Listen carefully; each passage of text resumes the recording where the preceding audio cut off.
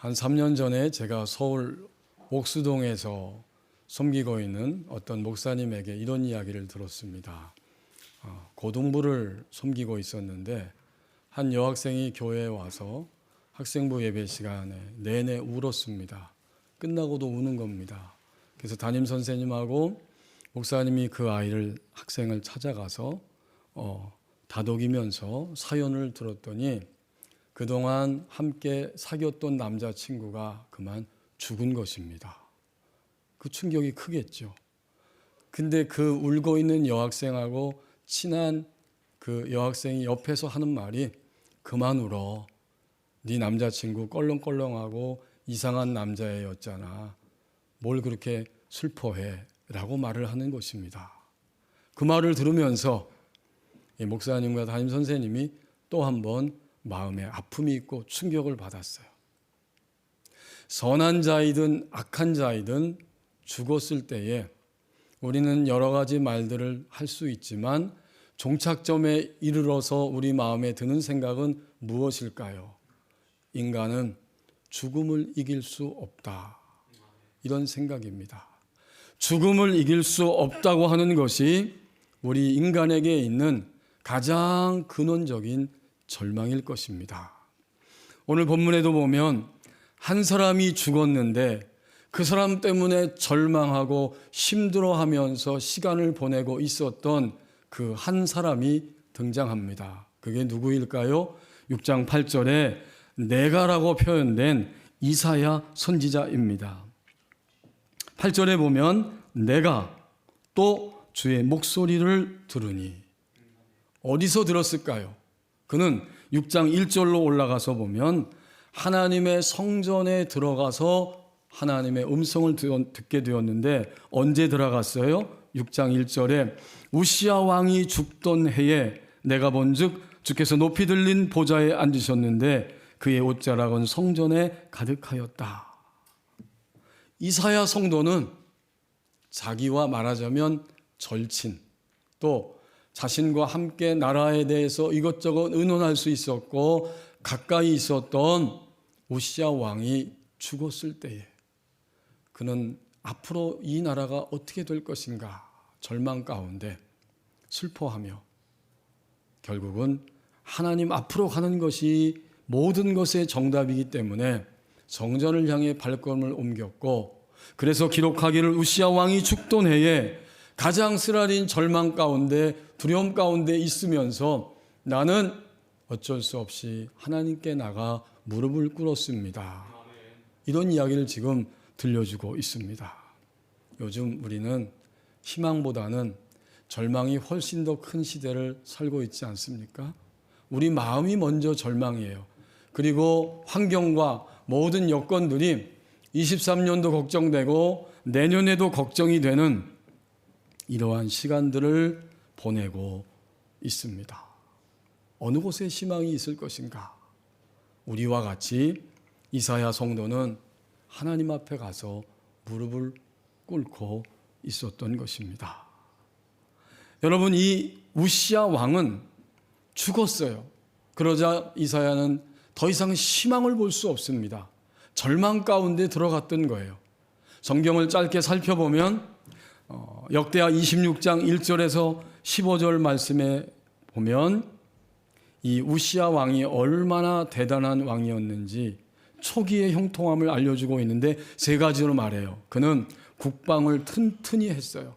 블레셋을 사로잡았고 암몬 족속에게 조공을 받았습니다. 그리고 군대를 무장시키고 예루살렘을 튼튼하게 요새화시켰고요. 두 번째는 그러므로 경제적인 부흥을 이루게 됩니다. 세 번째는 항상 그는 전쟁터에서 하나님의 기이한 도우심을 힘입고 승리하는 것을 경험했어요. 이게 역대하 26장 1절에서 15절까지의 초기의 형통함이에요. 하지만 모든 사람은 형통할 때에 교만하기가 쉽죠. 그의 시간이 갈수록 그의 인생은 점점 교만하게 되더니 이제는 정권도 내가 잡았으니까 종교권도 내가 장악해야 된다 하고서는 성전에서 제사하는 일, 분향하는 일조차 자기가 하려고 성전으로 들어갑니다. 하나님이 제사장만이 성전에서 섬길 수 있게 하셨죠.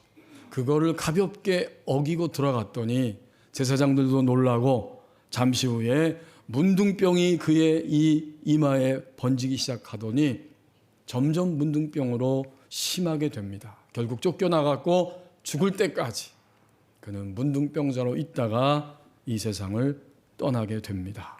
이것이 역대하 26장 23절까지의 말씀인데 22절에 이렇게 말씀하고 있어요. 역대하 26장 22절 우시야 왕의 남은 시종 행적은 아모스의 아들 선지자 이사야가 기록하였더라.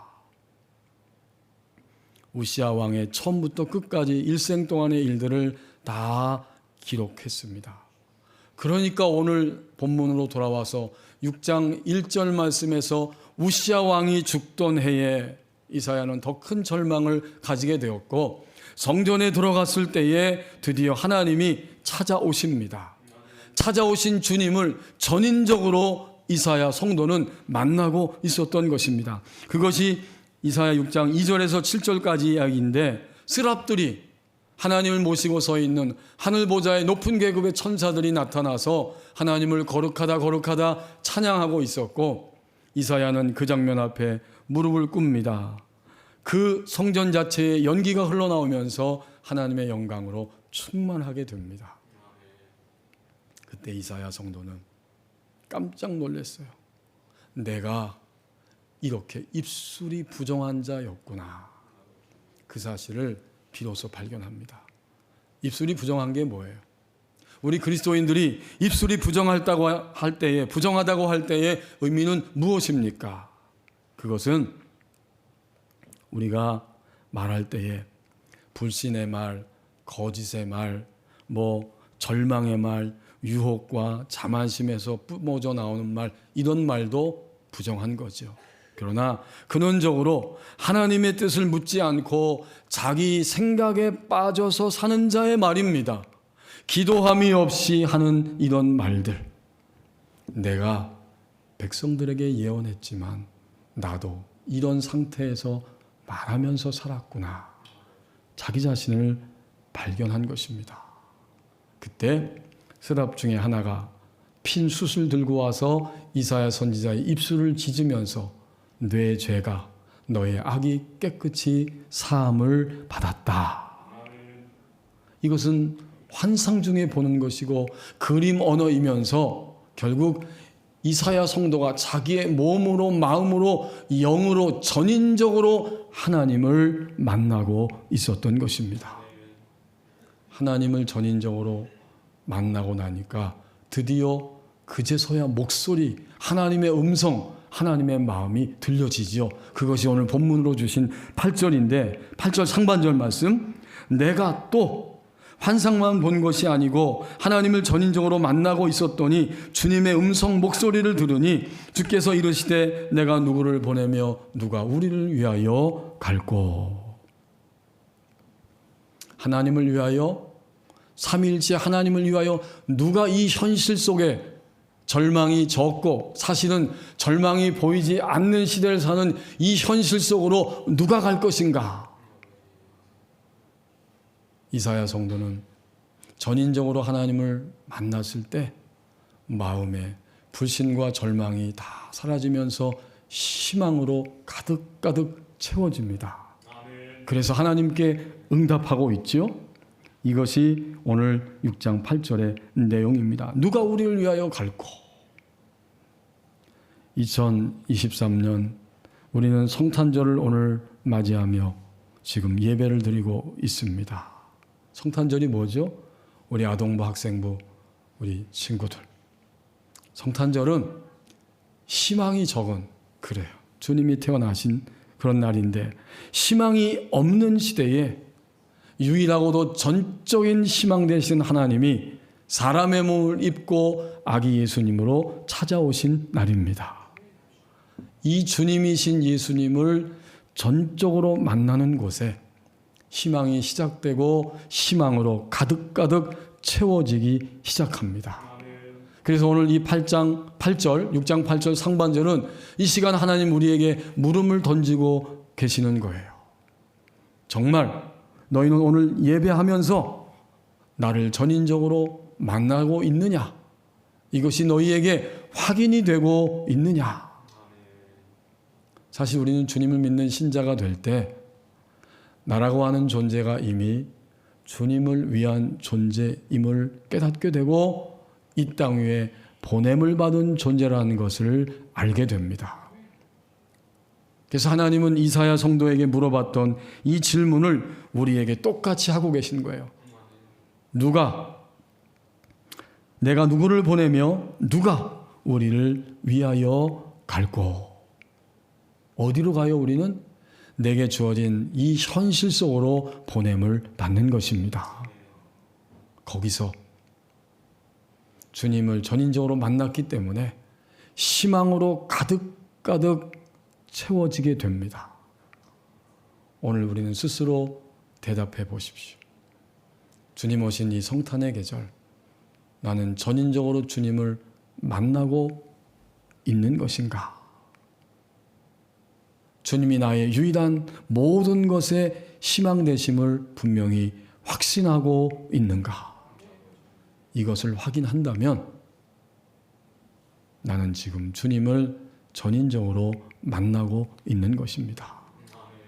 이렇게 주님을 전인적으로 만난 이후에는 8절 하반절 어떻게 돼요? 자기의 시대를 살면서 예수님을 증언하는 생활이 시작됩니다. 8절 하반절이죠. 주님의 음성을 듣고 응답합니다. 그때 내가 이르되 내가 여기 있나이다. 나를 보내소서 하였더니 자기의 시대 그곳으로 뛰어 들어가게 됩니다. 주님을 전인적으로 만난 자는. 그리고 거기서 예수님을 증언하는 생활이 시작됩니다. 이제 이사야 7장 1절 말씀으로 옮겨가 보십시오. 이사야 시대가 어떤 시대를 맞이했는지 얘기해 주고 있죠. 우시아의 손자요 요담의 아들인 유다의 아하스 왕 때에 아람의 르신 왕과 르말리아의 아들 이스라엘의 베가 왕이 올라와서 예루살렘을 쳤습니다. 무대가 바뀌었어요. 우시아 왕은 죽었고 그의 손자가 왕이 되었는데 이 아하스 왕은 그야말로 벌벌 떨고 두려워하면서 길을 찾지 못하고 있습니다. 왜요? 1절에 보면 북쪽에 이스라엘 왕 베가 아람 왕 르신이 연합군을 형성해서 유다 예루살렘을 치기 위해서 들어오고 있다는 이 현실 앞에서 벌벌 떨고 있었던 것입니다. 바로 이 현장으로 이사야는 보냄을 받았어요. 그리고는 외칩니다. 여러분이 7장 14절 말씀으로 넘어가서 보십시오. 뭐라고 외칩니까?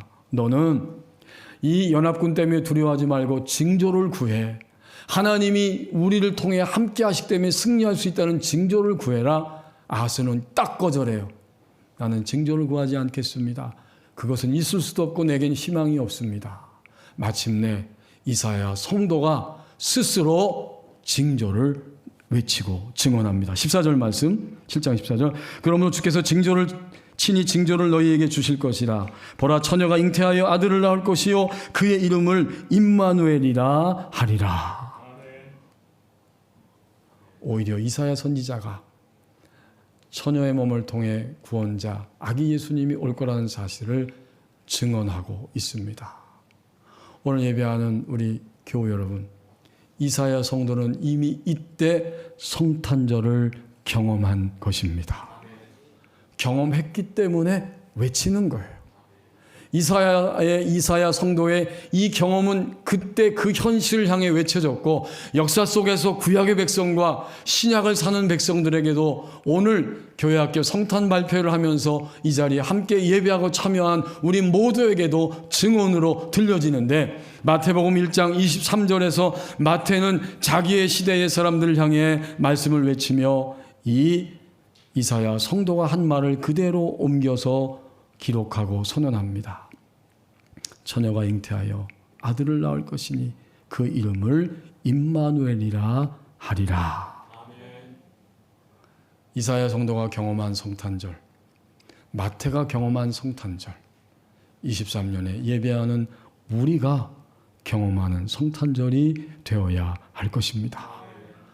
하나님을 전인적으로 만나고 그리고 나니까 자기의 시대를 살면서 실패하고 두려워하고 조급하고 그래서 하나님을 높이고 그대로 따라가는 일에서 멀어지고 무감각한 사람들이 많아지며 희망을 찾을 수 없는 시대를 살아가는 이 땅 가운데에서 우리는 오늘 우리의 성탄절, 나의 성탄절이 되어짐을 통해서 하나님이 우리와 함께 하신다, 이것을 증언하는 희망의 사람들로 살아가게 될 것입니다.